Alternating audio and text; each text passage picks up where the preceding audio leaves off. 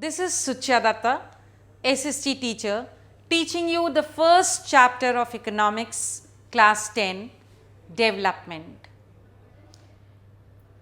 Before we actually start with the chapter, all of us must be clear with the new terms and the concepts which are going to come again and again in the chapter.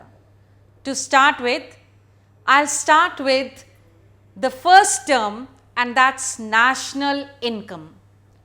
In fact, national income is the total value of goods and services produced in a country in a given year plus the income which comes from abroad.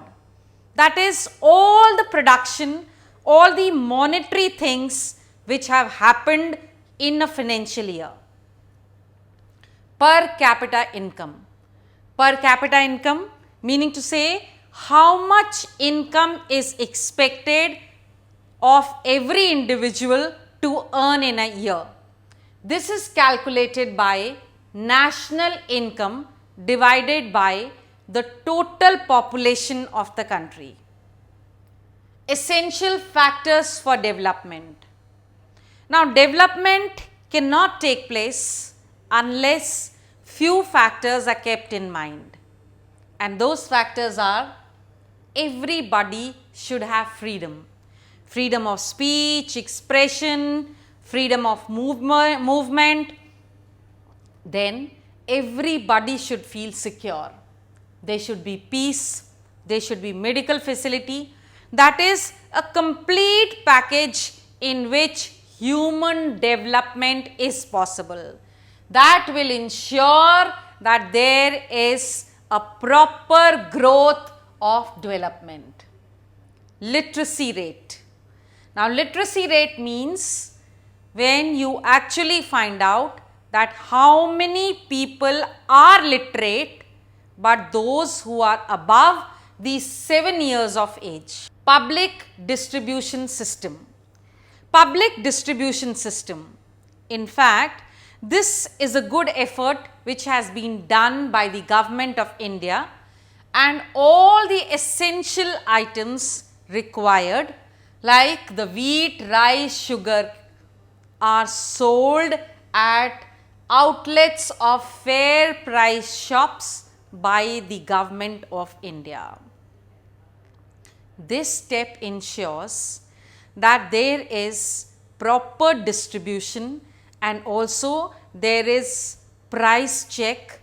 Besides, those families who cannot afford to buy from the stores which sell at high price can go to these fair price shops. Life expectancy at birth. These are the expected number of years that a newborn child is expected to live in future. Now, you will wonder how this can be calculated. It is very easy. The environment, the medical facilities, the development, all these actually make up the life expectancy of a citizen. Traditional notion of development. Well, development is always associated with money. So, even the traditional development meant that there was a monetary rise in the incomes. That is, the income of the people, when it increases, then it is supposed to be development as far as the traditional notion is concerned. It could vary from people belonging to different backgrounds, that is the rich or the poor, or the people who come from different places, that is in cities or the villages, or those who are young and old. Yes, it could vary the notion of development from person to person, but one thing is common everywhere, and that is there has to be a rise in the monetary income of the people. Only then can we boast of development.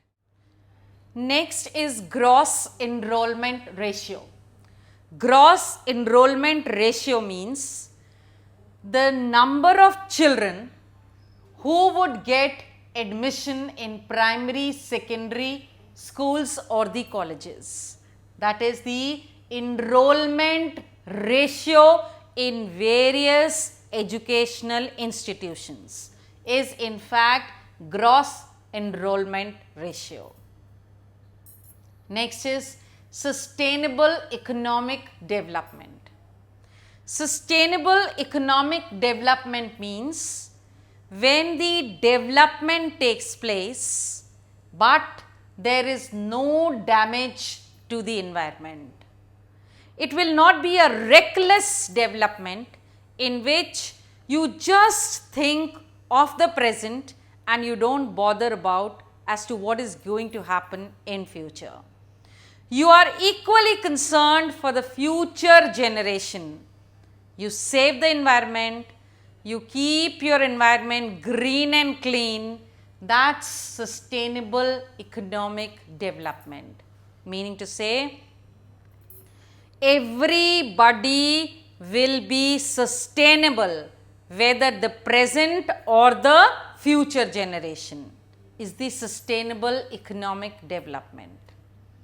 Next is economic development. Now, what is economic development? We've been talking of development in various aspects, but when we talk of development as economic development, it clearly means that when there is an increase in the per capita income of the people, that is the time that we can boast of economic development.